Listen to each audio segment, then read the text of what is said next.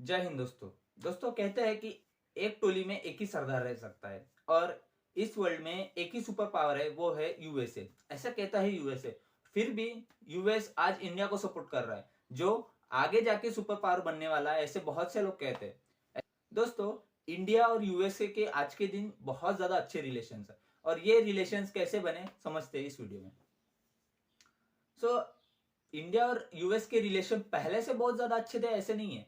1950 में Marshall plan के तहत यूएस ने पाकिस्तान को पैसे दिए, कर्ज दिया, जो कि पाकिस्तान हमेशा भीख मांगता रहता है। तो सबसे पहले 1950 में उन्होंने यूएस को भीख मांगा था। तो ये भीख मांगी थी यूएस को और यूएस ने अच्छे खासे पैसे दे दिए थे। अब यूएस हमेशा से सपोर्ट करते आया पाकिस्तान को, क्योंकि पाकिस्तान ने पैसे लिए थे यूएस से, इसलिए हमेशा से सपोर्ट करते आए। जितने भी युद्ध हुए, आपको पता होगा कि बांग्लादेश जब सेपरेट हुआ था तब भी यूएस ने उनको सपोर्ट किया था। कारगिल के समय भी तब भी उनको सपोर्ट किया था। तो 1999 तक यूएस ने पाकिस्तान को सपोर्ट किया। सब अब तक 1999 तक पाकिस्तान को सपोर्ट किया। फिर 99 में ऐसा क्या हुआ जो पाकिस्तान को छोड़ के यूएस इंडिया के खेल में आ गया। 1999 में एक बहुत ज्यादा बड़ी घटना हुई, वो थी टाइटन रेल। अब पाकिस्तान का पार्ट पूरा खत्म हो गया दोस्तों। जी हाँ, पाकिस्तान का पार्ट पूरा खत्म हो गया, क्योंकि इमेज वो इतनी ही छोटी है जितनी इस वीडियो में दिखाएगी। अब आगे चल के चाइना का पार्ट शुरू होता है। अब चाइना ने क्या किया? चाइना ने बहुत हेवी हैकिंग की, यूएस के कंप्यूटर से बहुत ज्यादा इसेंशियल डेटा निकाल लिया चाइना ने हैकिंग के थ्रू, और इसे ही कहा गया टाइटन रेन। अब टाइटन रेन में बहुत ज्यादा इसेंशियल डेटा निकल गया। अब ये इसेंशियल डेटा चाइना ने यूज किया अपने मिलिट्री में। अब चाइना को तब तक सपोर्ट, चाइना और पाकिस्तान को सपोर्ट 1999 तक करते आया था यूएसए।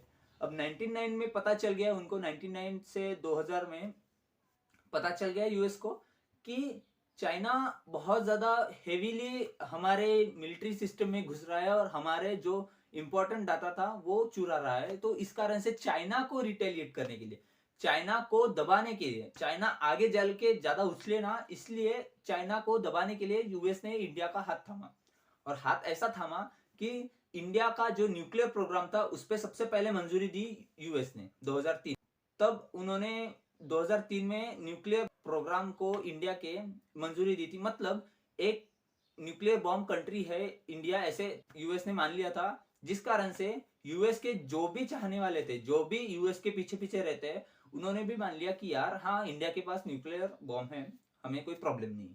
ठीक है, तो यूएस ने मान लिया। अब देखिए दोस्तों, आज के दिन यूएस और इंडिया के रिलेशन बहुत अच्छे हैं। इसके पीछे का एक ही कारण है, क्योंकि यूएस चाहता है कि चाइना आगे ज्यादा ना बढ़े।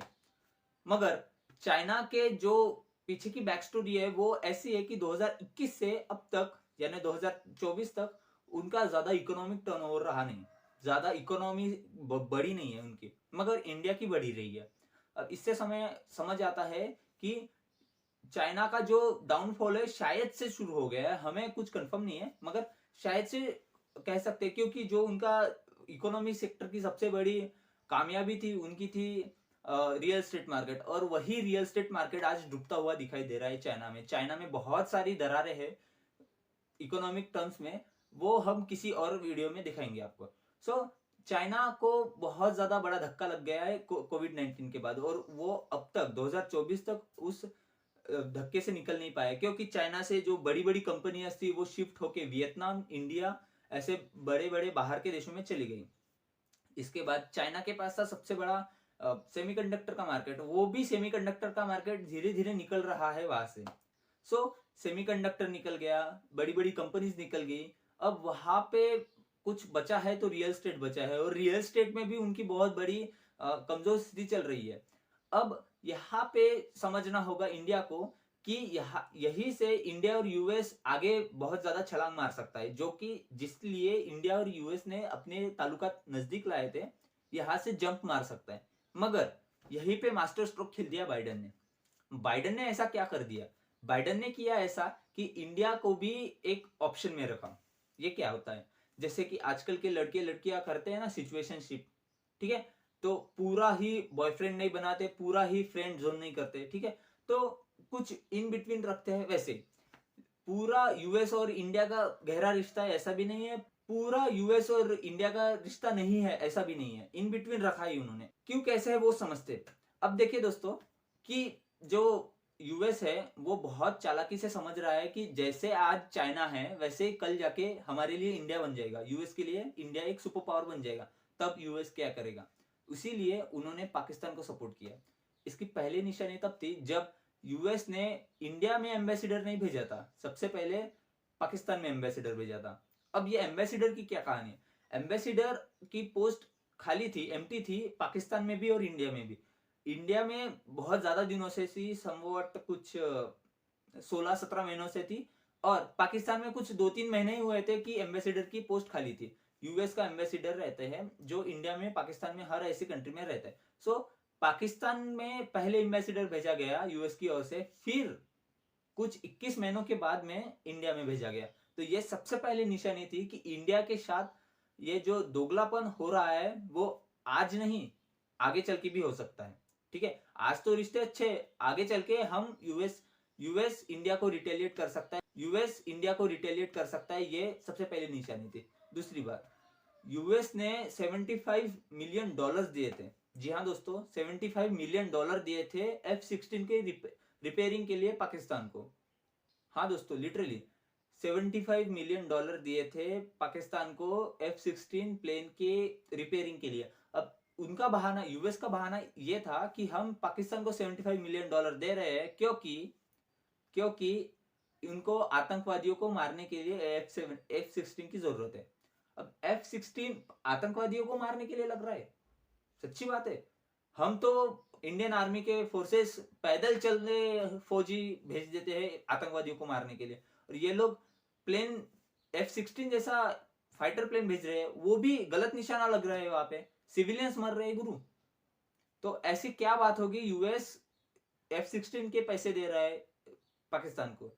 अब ये हो रहा है इंडिया के खिलाफ प्योर दोगलापना। अब फ्रंट एंड में दिखा रहे कि इंडिया और यूएस के रिश्ते बहुत अच्छे हैं, मगर बैक एंड में प्लानिंग है कि आज जैसे चाइना सुपर पावर बनने की राह पर है, वैसे इंडिया आगे चल के हो गया यूएस के लिए, तो इंडिया को सप्रेस करने के लिए हमारे पास पाकिस्तान है।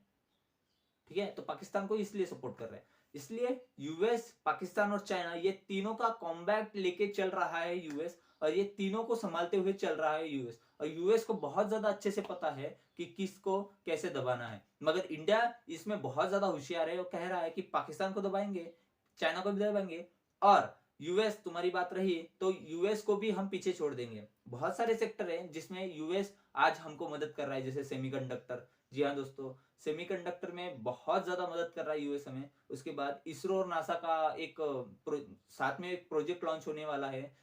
इसरो और नासा हमें बहुत ज्यादा मदद कर रहे हैं, स्पेस प्रोजेक्ट में कंबाइन होके काम कर रहे हैं स्पेस प्रोजेक्ट के लिए।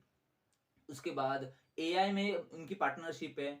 बहुत ज्यादा ऐसे कॉम्बैक्ट प्रोजेक्ट है, बहुत बड़े लेवल पे प्रोजेक्ट है जिसके साथ यूएस और इंडिया आगे बढ़ रहा है। मगर बैकएंड में पॉलिटिशियंस की और या फिर इंटरनेशनल जो स्ट्रेटेजीज बनाते हैं, उनकी प्लानिंग है कि इंडिया को भी ज्यादा आगे ना बढ़ने दिया जाए, और यूएस इसी प्लानिंग पे काम कर रहा है, और यही प्लानिंग हमें आगे जाके धक्का दे सकती है। इंडिया को भी कहीं ना कहीं पता है कि यूएस आगे चल के हमें विरोध करने वाला है। आज भले ही वो हमें सपोर्ट कर रहा है, आगे चल के वो हमें विरोध करने वाला है, क्योंकि इंडिया आज की सबसे बड़ी मार्केट है।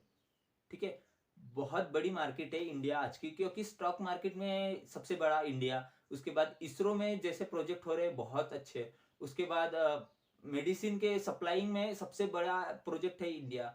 उसके बाद एमकेजी जो कानपुर में फैक्ट्री बनी है, उनको नेटो को सप्लाई कर रहा है वेपन्स इंडिया। सो बहुत बड़े ऐसे प्रोजेक्ट चल रहे हैं इंडिया में जो यूएस के साथ में भी है और यूएस के खिलाफ भी है। मगर ये बात है कि आज नहीं, मगर आज के बाद, मतलब कल जब इंडिया एक अच्छे लेवल पे पहुंच जाएगा, तब यूएस हमें हमेशा रिटेलिएट करेगा। क्योंकि जैसे मैंने पहले कहा वीडियो के स्टार्टिंग में कि एक जंगल में एक ही शेर रहता है, और यूएस इस जंगल का शेर है, ऐसे यूएस को लगता है। अब हमें इस जंगल का शेर बनना है तो यूएस को हराना है, ऐसी मानसिकता नहीं रखनी है हमें, क्योंकि यूएस अपने आप ही हार जाएगा जब हम बढ़ जाएंगे। तो ऐसे ही सोच के साथ हम आगे बढ़ते हैं। और तब तक के लिए जय हिंद। आपको ये वीडियो अच्छा लगा तो बने रहिए हमारे साथ।